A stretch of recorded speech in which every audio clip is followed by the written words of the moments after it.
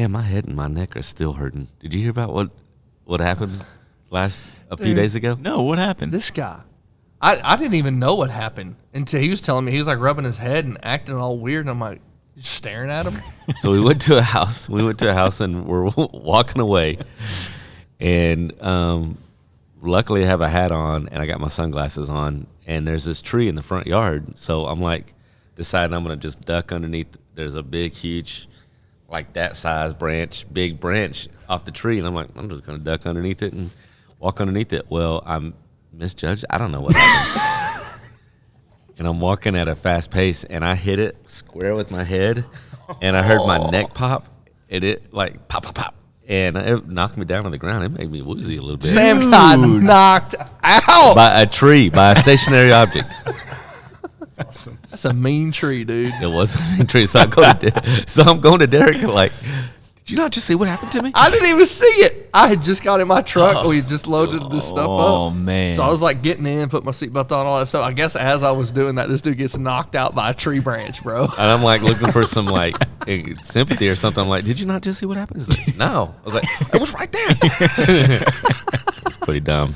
You'd have found out after a minute if you would have been on the ground. I was looking for a knot. I didn't see a knot. I'm like, what is going on, man? I'm so confused right Only now. time I ever got hit by a branch and lost. That wasn't moving. It wasn't moving. Yeah, no. You just walked completely. right into Yeah, like a 6-inch thick branch, man. Yeah, we all have moments like that. I guess. Definitely one of mine. Real talk.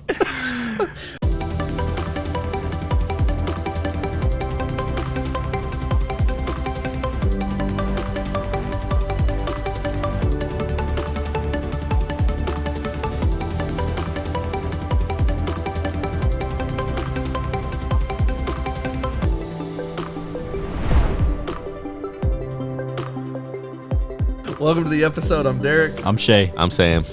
And we're pumped to bring you a special guest today. Good member of the community, good dude. Cody, welcome to the show, man. Thanks, man. Go ahead and Appreciate introduce it. yourself, brother. Yeah, I mean, my name's Cody. We're right now with ADT Security Services, and we lived in Amarillo since 2017.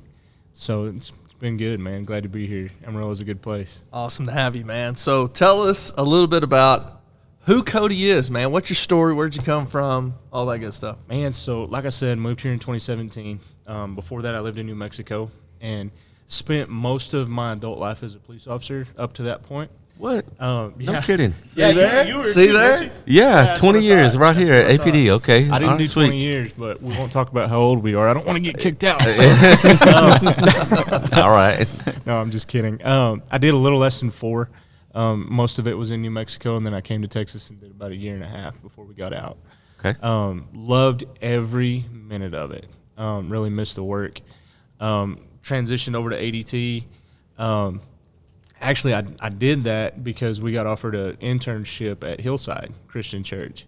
And then COVID happened, and just like COVID does, shut down everything, right? Right. So we were like, no job, no house, nowhere to go, no plan. And ADT, I had a friend that worked there, and she called me and was like, hey, the girl that was here actually passed away, so we need a replacement. Do you want to come back? And of course, I was interested, and I've been back ever since. So That is wild, man. in a nutshell, that's kind of where it's at, man. I grew up in a super small town. There's probably more people in the mall at any given time, even when it's closed, than there are in the town that I grew up in. So it was kind of a culture shock coming to this big city, but it's been a good change. So met some good people like Shaye and you and now Sam. So it's been good. Dude, that's awesome. So grew up small town USA in New Yes, sir. Mexico. Been in as a police officer, came here, went through a hard dude, how long were y'all like, okay, we're here in Amarillo. Yeah, what do Yeah. we do? Plan just changed, like, Man, so that was a lot, like all at once. And we were like, do we go back to law enforcement? What do we do? We feel God called us out of that. Like, what direction do we go? And it's kind of one of those moments of like, okay, we got a choice to make. We're going to do it. And I would have, washed windows at the intersection if I had to, but it just worked out. God's provision does that, man. It just shows up whenever you need it the most. And It just did. I mean, So that's crazy. It was to answer your question, it was probably about a month or so of being stuck in that limbo period of what are we going to do now? Yeah. Mm-hmm. And then it all kind of fell into place. So it's pretty cool to see. Something you hit on was that I love is, you felt God calling you out of that. Sure. Yeah. So you probably could have chosen to go back. Absolutely. Yeah. What kept you moving forward? Man, like I said, I loved every bit of law enforcement. I still love everything about it. I just felt that God needed just pull me out of that in a different direction. And I still love people. I still want to show up for people in their darkest times, just not in that context. So I love that, dude. I love that. So you're in Amarillo. You go back to ADT. yeah. Tell us about ADT, man. Like, what do you do at ADT? What are some of the services you provide? Yeah. What do you love about it? All the things, man. Man, I really enjoy it because, I mean, the Constitution words it really beautifully, that everyone has a right to life, liberty, and the pursuit of happiness, right? And law enforcement was the same thing. We secured people's right to life, liberty, and the pursuit of happiness. I still do the same thing, just in a different way. And if you ask about, like, services that ADT provides, I mean, an alarm system at its core is pretty much the same. It really doesn't matter what company it comes from. Burglar breaks in, alarm goes off, cops show up, right? That's a simple 3-step equation. Right. What sets ADT apart is we've been in it for longer than really anybody else. We've been in it for almost 150 years, doing the alarm type security, armored car, that sort of business. We own, I think it's now 7 of our own call centers. So each one of those call centers gets an average of 22,000 calls per day. So the biggest difference is Insane. Yeah, and each one of those has to be answered and responded to within 60 seconds, which is crazy. You're getting 22,000 of them a day. That's wild. And really the biggest thing that sets us apart is we control the process from start to finish. So you're dealing with an ADT employee from point of sale, which is me, to install, to service, to when your alarm goes off in the middle of the night, you're still talking to an ADT employee. We don't outsource any level of our process. Now, we do have the dealer network, which is completely different, but on the side that I work for, that's how our system goes. Does that answer your question? No, that helps a lot Yeah. because, you broke it down in its simplest forms, what you do, what you're providing. Now, within that, sure, tons of ranges of products, tons of ranges of features, all those things, right? Yeah. But I love that. So you kept your mission intact with being called out of police work and coming into ADT. Yes, sir. What's it been like from the moment you said, yep, let me go here, to today? Tough.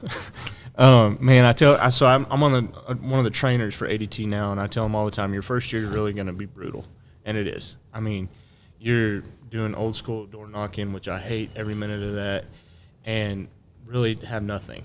And so obviously there's a gradual progression that occurs, and now it's really good. I love it, but the first 2 years probably were pretty brutal because nobody knows who you are. Nobody knows what you do. You don't get to have conversations like this until you build up some credibility in the community. So. I love that. We teach and talk to agents all the time, right, in the first year about doing exactly that. How do you get your name out there in the first year of an entrepreneurial business or a small business or anything else that you're starting? So I love that you brought that up. Yeah. Man, and I think the key has been, yes, ADT is a $6 billion company, but that touch doesn't necessarily always work in West Texas with the demographic of people that we're dealing with. So I run it like it's mine. Right. Like I have interactions with people like it is my business. Yep. And when I went through that paradigm shift of, I'm just working for a company, to, no, this is my livelihood. My income drastically increased. My referrals drastically increased. Everything really went up. And just my quality of life, I guess, my enjoyment in the work I was doing, it drastically increased as well. I love that. What was that process like? Like, what were all of the things, all the steps that you took to get your name out there? Oh, dude. So first was just the traditional, I call it ground pounding. Like, you go out in the middle of the heat on the Saturday and just knock on people's doors. That's right. And get the door slammed in your face like 150 times, right? That's probably number one. The other one is just having conversations like this and building relationships where you have networking groups like BNI, that sort of thing, but also showing up in the community wearing an ADT logo. Like, that's a big deal because just like in y'all's industry, like people don't know who you are. They're not going to buy a house with you. Yep. You know what I mean? And people haven't seen you at something. They're not going to trust you. And I found that whenever I'm sitting at those events, just having conversations about the Texas Rangers and the Dallas Cowboys, and then I'm like, oh, hey, by the way, I also work for ADT. If you need something, here's my business card. Mm-hmm. That made people so much more comfortable with calling me because I had a friendship with them at that point, not just a business relationship. Yeah. You know what I mean? Mm-hmm. Yep. And I tell people all the time that to be good at sales, you have to be bad at sales and good at relationship because when you chase dollar signs, people are gonna smell it. Yep. The cliche term is commission breath. Like you start chasing the dollar signs, people are like, "Oh, used car salesman vibe. I don't want to talk to you." Mm-hmm. And whenever you're like, "Hey, man, how's your family? How are things?" Like, "Man, I heard there was break-ins on your street recently. Like, it's probably got you a little stressed out right now." And then you get to lead in the conversation like, "Hey, dude, I just want to be a resource for you because, especially for me, I have a really unique set of experience to say I can answer pretty much any question you have. If not, I know people that are either out of law enforcement or still in law enforcement that can answer the question in a better way than I can." So does that answer your question? Absolutely. Yep. I love, dude. He touched on so many golden nuggets there. Yes. Like, things we talk about a lot. A lot. Yeah. I'm like, dude, perfect. okay. I'm like, he's one of us. Let's break this down. We're bringing in some previous episode stuff here. So in some of the previous episodes we've had, we've talked about how to get started in business. You brought up almost literally every step of how to get started in business. The other thing that you did was lead with relationships. Your exact words would be bad at sales, good at relationships. I love that because that's what we also teach. The other thing is we talked about, too, how to kind of like provide a different level of service and experience that people can't get anywhere else, right? Well, your previous law enforcement. So who better to talk to a homeowner about security than you? Yeah. Mm-hmm. And man, I love that. And that's kind of a good point that you bring that up because I don't like to push, "Hey, I used to be a cop." Like, right. Because that makes me just look pompous. You know what I mean?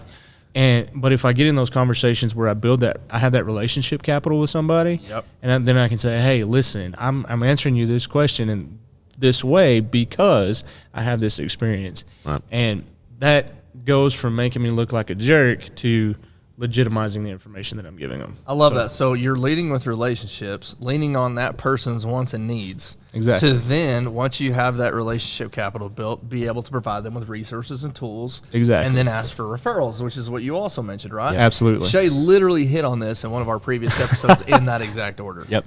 Like to a T. So I love that. Exactly. So you're doing everything your first year. You're brand new. You're knocking doors. You're having conversations. Because you had to at some point be like, we all get this way in business, right? And entrepreneurs, business owners, like, this is hard. You kept going. Yeah. What made you not quit? Man, I mean, I've had some of those moments like last week of like this is hard. Like just before I came here. Like, you should have been there like yesterday, man. Like those moments just don't go away. Like, and like the cliche is like you have to identify your why and like why are you doing what you're doing. And I mean, my wife and our life that we live is my why. I mean, we have a lot of flexibility through ADT. I mean, my schedule is pretty much non-existent now in a lot of ways. Like I tell everybody, I joke and say I usually take lunch every day from 12 to about 4:30. But it's just because I've invested so much in relationship that my referral business is really strong right now. But which how nice is that to be able to be in a space, right? Because I think that's such an important note, right, for people to understand and know is when you put in the work and you do things the right way and you build relationships the right way and you truly have a heart of service, there is a level where you can have a flexibility and quality of time to where you can schedule around your priorities. We talk about this in a bunch of clinics we put on about prioritizing your schedule around the things in your life that are important to you. Yep. And it's nice to hear another business owner say, yeah, like I have flexibility with this. Like I'm to the point where referrals are coming in. We've built relationship. We're established. I just wanted to point that out because I think that's important for people to hear that, yes, it is achievable by the average, everyday, small town. Like, you know, it's out there. You can do it. Well, I mean, like a lot of my business is driven like around technology. Like all of it pretty much. And what I've found is a lot of people don't want to hear about the technology side. They just want to know, is it going to work or is it not? And are you going to lie to me or are you not? Yeah. So, I mean, my dad's 56 years old. He doesn't really like his iPhone, but he does it, and he texts with Siri. That's the only way he responds to a text. Hey, Cyrus, I Yeah. need you to Cyrus. So she ain't working. Man, I started turning around from being like, oh, I got to know all this product. I got to know what I'm talking about. I got to have all these details. I just explain everything like I do to my 56-year-old dad. And people are like, I trust this guy. He's not blowing smoke at me. And then, the rest of it's just gravy at that point. That's dude. That's real estate tips too. Mm-hmm. Don't overcomplicate it. Make it easy. Go into a conversation. Whether you're brand new today or you're 10 years in the business. Yeah. Build trust. Keep it simple. Talk to him like a 56-year-old dad. Yep. Okay, so my question, I got one, is I'm imagining that, people, your clientele are most worried about, or they're probably their biggest reason for having y'all is for break-ins, right? They're worried about a break-in either while they're at home or while they're gone from business or at home. What other things do they talk about? Well, like what other things do y'all provide, or what other things are they worried about? That's a really good question, because lately we've had a lot of people stealing stuff off the porch. That's a big question that I get. We have a lot of people that have teenagers sneaking out in the middle of the night. So they were more concerned about keeping teenagers in the house than keeping people from breaking into the house. Dad fears right there. Yeah, exactly. And number 3, honestly, there's a lot of people that with the economy that we're living in right now, with insurance rates going up, people are looking for every way that they can to get the discount on their homeowners insurance. Yep. So it decreases homeowners insurance. Absolutely. Okay. So and people ask me all the time for like a specific percentage on what that discount is, and that varies by carrier. But it's anywhere from 15 to, I've seen it go all the way up to 30%. So it can be pretty drastic. So those are really the 3, in addition to the break-ins of calls that I get. People are just had a car get somebody shaking door handles in the middle of the night, want to watch their cars in the driveway. So you have a camera system. Yeah, we do. So we just partnered with Google about a year and a half ago. So all of our equipment outside of the security space is manufactured by Google. So our cameras, doorbells, thermostats, pretty much everything that we do automation-wise is all a Google product. Okay. And then I'm in kind of a unique space because I do both residential and small business level customers. Mm-hmm. So we can do the Google stuff, this obviously the security system, that's the bread and butter. And then we have the home automation. So we do light controls, thermostats, you control your temperature from your phone, which is really nice. I have one at my house. And then on the small business side, we do the access controls, CCTV, fire protection, all the intrusion stuff as well. So does that answer your question? Yeah. I'm just thinking too, like, if people, if it goes off, do they? Because you're saying that with ADT, unlike the other services, you have a call center, and it's not outsourced any time. Correct. So do people, if the alarm goes off, let's say the alarm goes off, right, in the house, where's the control panel, where do you recommend the control panel be? And then can people talk to a live person? Because I've seen that like on TV or something like that. Yeah. Can they talk to a live person there? Yes. With y'all? So there is, to answer your first question of where's the control panel, we typically recommend that we put that in just inside the door that you're going to use most often. Biggest reason for that is you don't want to open the door and then have to run across the house to turn the alarm off. I know that here. You know what I mean? Yes. And then if the alarm goes off, there's going to be an agent that comes across the audio on the keypad, just like a speakerphone. And they're going to say, hey, everything okay? If they don't make contact with you, or they hear like an assault occurring inside the house, or someone that's not supposed to be there, stuff breaking, that sort of stuff, then we're just going to dispatch somebody. Okay. So there's that form of notification that occurs. And then in addition to that, you can set up to 4 emergency contacts, and we'll call those people in whatever order you designate. So, for example, at my house, I get a call if the alarm goes off. They try to call me. If they can't get a hold of me, then they call Canyon Police Department, then my wife, then my father-in-law, then my dad. Gotcha. So does that give you a little more clarity? Is Yeah. Chuck Norris an option? That's actually a premium option with soda as an upgrade. So That's premium level service. yeah, Okay. yeah, That's the platinum package there. yeah. For you, Derek, though, I'll work a deal for you. See, So, dude, this yeah. dude right here, man. He sell ice to Eskimo. I'm telling you. I love that, man. Okay, so dude, you're rocking and rolling, man. You got here in Amarillo. You got your business going. Your referral-based business now. Yep. What's next, brother?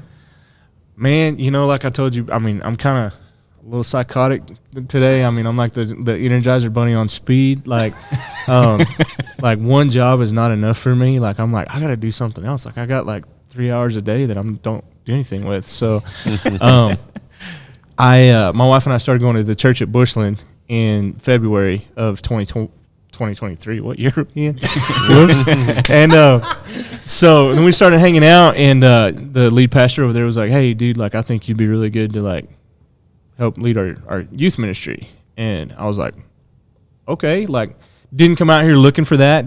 Wasn't seeking that, but again, God's provision is pretty cool when it shows up. And so then they offered to pay me to lead student ministry, and I'm like, bro, I'm going to do it anyway. Like, if you're going to pay me, I'm not going to tell you no. And so we're going to do that. He's like, yes, my 4 hours of lunch with my wife. We got more money coming in for 4 hour lunchtime. Yeah, absolutely. Well, 3.5 of that is I got to take a nap every now and then. Just kidding. So anyway, yeah, we're doing that, and we'll start that actually next week. Will be my first day. Getting ready for kicking off Wednesday night student ministry on August 30th. I'm so excited for you, man. That's gonna be cool. So excited, dude. It's gonna be cool. Excited for our youth. We go to the same church. Yep. Yeah, I'm so excited for that, man. Pumped to yeah, have it's you in gonna that be spot. cool. So there's that, and then August 18th, I'm gonna also be a full-time college student. So I'm gonna have 2 full-time jobs and be a full-time college student. So Man. you might need to talk to me in a year, and I might have like all gray hair or something, but it'll be good. All right, dude. So here's what's crazy. You're getting ready this fall to have like 3 major things going on. Yeah. What are you doing to get prepared for that? Praying. My man. Step one. That's good. Dude, it's like, the Navy SEALs say it, the only easy day was yesterday. Like, anything worth accomplishing is not going to be easy. So am I, like, stressed out about it? Like, yeah, a little bit, but, like, it's going to be worth it at the end. So I'm just like, hey, let's take this one day at a time and eat this thing one bite at a time, and we're going to get it done. So I love that, man. am I doing anything, like, too big to prepare? Like, no, I'm just focusing on the free time I have now because I'm not going to have it in a month. So I love that, man. So with your flexibility in what you do with ADT, and you're getting ready to take on youth ministry, is that right? Yes, sir. So you're getting ready to be a youth minister, and then you're also getting ready to go back to school full time. correct. Have you looked ahead of like what is my schedule going to look like every day? Yeah. Break that down a little bit, man. What does that look like? Dude, so, How can somebody take on 3 major things in their life and schedule that, get priorities? Talk about that, man. Just any of it, all of it. So you have to be aggressively defensive of the time that when you set something, you have to defend it. And I'm aggressive about the time with my wife and the time with my family. And when you prioritize that first, then you give room for everything else. Mm-hmm. And Shaye knows it. Him and I have been friends for a long time. Like, family time is huge. And if you don't protect that, someone's going to violate it. And sometimes you're the one that violates it. And Jeff was calling me about the job, and I was like, hey, dude, I'm in Florida for a week. Like, leave me alone. Like, I love you, but I don't want to talk to you right now.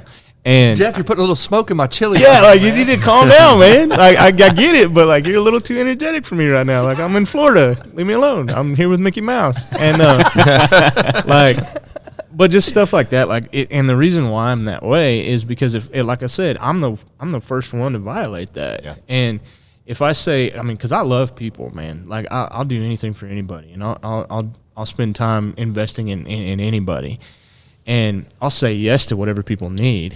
And if I don't start saying no to myself, that line's just going to move further and further and further away. So that's priority number one. Is I've already done it in my Google Calendar. I've gone through and I've blocked off time. Like, this is not going to change.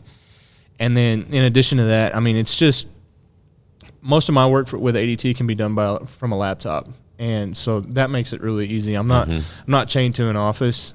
So the cool part will be is at the church I have an office and that I can do both church stuff and ADT stuff. So during the day it's not really going to be that bad. The biggest thing is just at night carving out that time for the family and then for the school stuff. So I love that because you brought up a point in not just also prioritizing your family, like you said, be aggressive with defending your priority. I love that. We talk about that a lot. The second thing I think that's important too is as you're going through daily life, there's always interferences, right? There's always like these dynamic things that pop in life. And I love that if you're defending your priority, no matter what's popping up, that's not changing. The other thing is being able to do because there's things that pop up that are good things, but then there's things that are the right thing. And I think as leaders, leading families, leading people around us, et cetera, I think that's the one thing that's important too is learning how to go from saying yes and no to good things versus the right things. Yeah.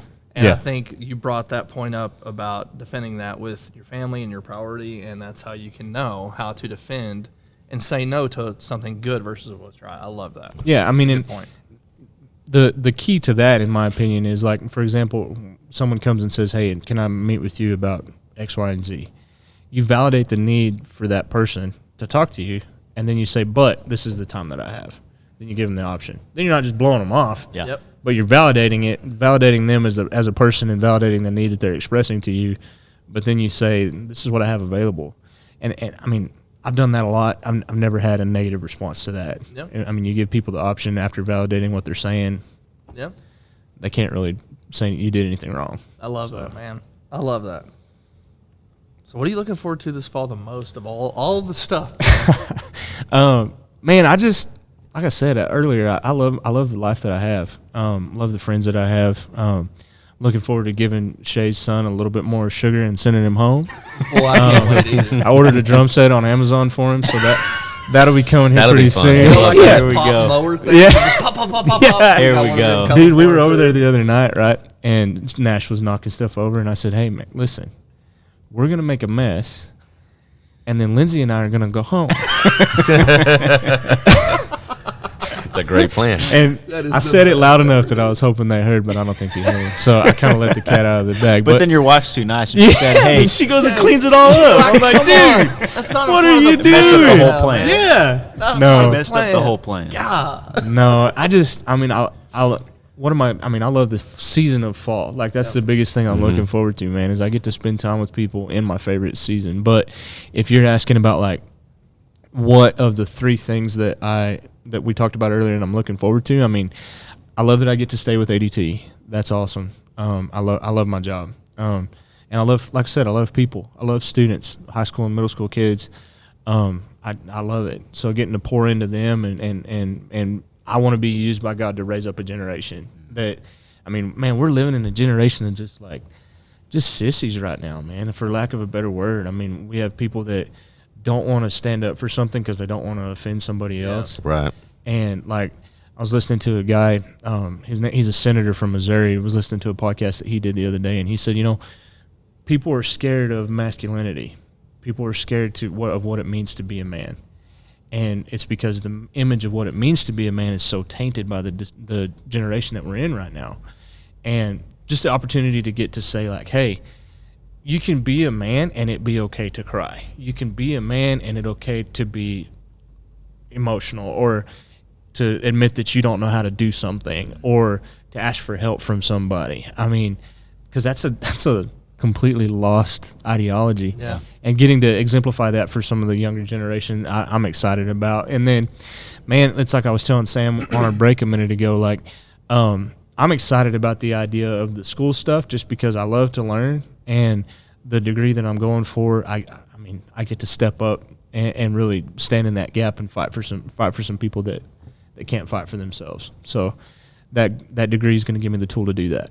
I was about to ask you about that because it seems like, okay, previous law enforcement, now security, then you're going into law school. Mm-hmm. So, like, man, like, your mission didn't change. Like, you're still doing the same thing you set out to. Yeah. in all three phases of what you're doing in life. That's crazy. Man. But I love that because that means, dude, you're hyper focused. You know what your calling is. You're passionate about it, and you're going towards it. Yeah, I mean, I'd wanted to be a cop since I was 5. Like, that was all I ever wanted to be as far as I could remember. So it was, like, completely shocking to me that whenever God was like, hey, turn your stuff in. Mm-hmm. I'm like, what? This is all I've ever wanted to do. But God gave me a heart to stand in that gap. And I always would tell people, like, whenever they're like, why do you want to be a cop? Like, you're never going to make any money. You're going to have a bunch of health problems. You're probably going to have a drinking problem. Like, they gave me this big old list of negatives to try to steer me away from it in high school, and especially in high school. I'm like, yeah, but somebody's got to do it. You know what I mean?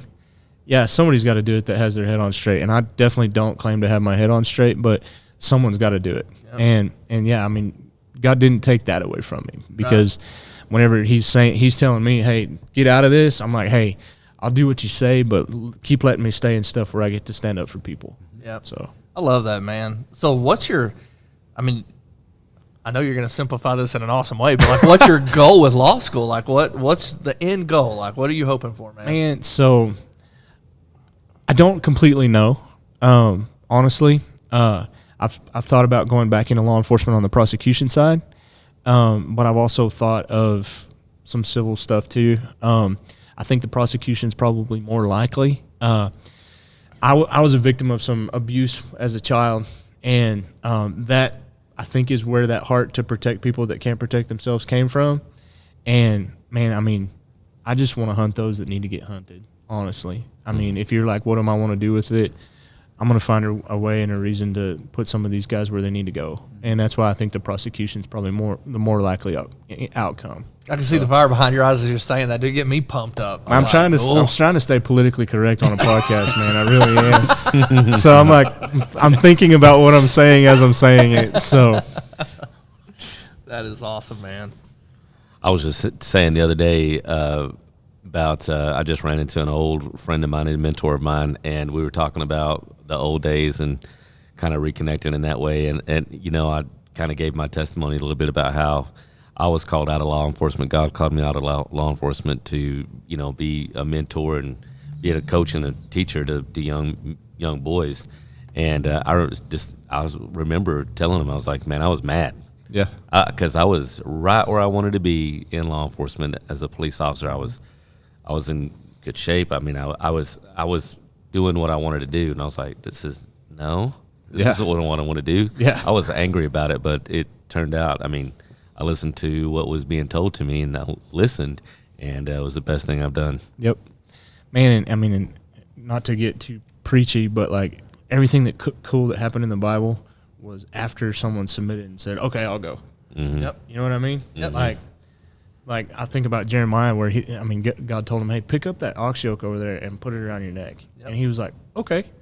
And I mean, that was how it was for me. Like God was like, hey, I know you wanted to do this your whole life, but I got something else for you. And I'm like, you're dumb. Yep. Like, I mean, I'm the guy that told God, like, you got that wrong. You Right. know what I mean? Yep. So, I mean, I totally get that. But it is a huge deal. It just, because when you're faithful in receiving and then you go do, doors open up. Mm-hmm. And I'm thankful that they have. Yep. So, And I love that Derek touched on that, just that your heart and your end goal hasn't changed. Yeah. Your why hasn't changed from the very beginning, from since you can remember from when you said, hey, I'm going to do this because I care about people and I want to be in the midst of people. And it's been different. yeah, absolutely. Like you've made jumps from different careers because you felt like this is the direction that God's calling you, but really it's stayed the same Yeah. when it comes to people. And like, that would be the biggest thing. Like, I mean, this is kind of a platform to use a little bit, so I'm going to use it if that's okay. Hey, come on. Because I think that Sam, I'm sure you probably felt some of this too, but like when you leave law enforcement, there was some negative to that with some guys that I went to the academy with and that sort of thing. They're like, what, did you fail? And honestly, I felt like I failed in a lot of ways. Like, I was embarrassed to talk to some of those guys for a while. And that would be the biggest thing is like, we need to see a culture change, not just in law enforcement, but just culture in general, because we're too quick to put that label of failure on people. And man, that would be the biggest thing that I would say is just like, don't tell somebody that they failed. Have faith that they're responding to the calling that they've received. You know what I mean? I love it. We just talked about this in a previous episode, actually before you walked in the door, about how to treat people when they leave. It was brokerage or whatever, but that applies to any business, any job, anything you're doing. It's how to treat people on the way out. Yeah, because when someone leaves a location, whether it be a real estate brokerage, law enforcement, or any other company, the automatic assumption is, well, what did they do? Why? And the idea of growth is not something that we get our head around. Of like, no, this person's just making a decision to grow and move on, and grow their horizon. And that, I just think it's sad that we're at that point in our culture where we're too quick to put that negative context on. I mean, not just the idea of someone failing, but just negative in general. We focus on it way too much. Yep. So, there's too much joy and hope and peace, man. I'm telling you. Dude, one of my favorite quotes is from a guy named Bob Goff, and if you've ever seen him, the guy's a complete goof. But one of the like him already. One of the things that he says is quit waiting for a plan and just go love everybody. Yeah. When you put a plan on it, you make it more complicated. Yeah. And it makes it harder to execute. He's writing that down. That is good. Make sure you put Bob on it, not me.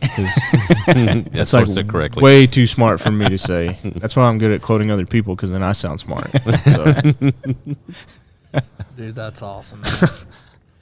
Well, man, okay, so we've talked about your past, where you came from, who you are, talked about some hard times you went through, talked about what got you to today, starting in business to today, talked about your future a little bit. Yeah. What are some golden nuggets, man?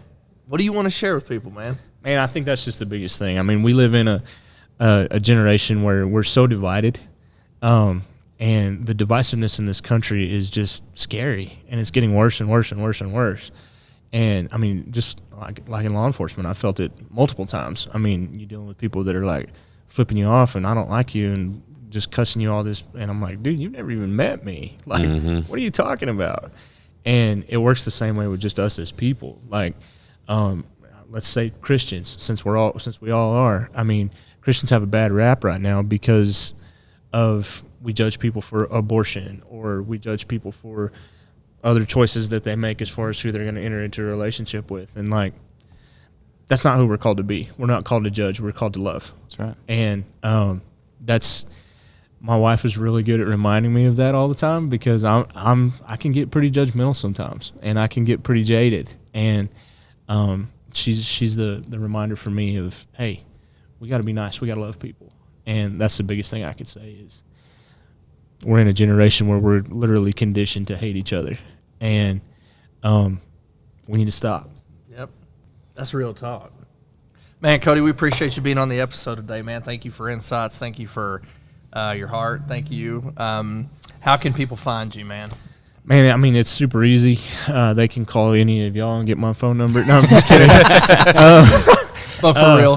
But for real though. I mean, yeah, the easiest way is, I mean, you call ADT, you ask for an appointment, you're gonna get me. I mean, my area is pretty wide. I go from pretty much everything Plainview north all the way to Oklahoma, and then New Mexico to Oklahoma, going east to west.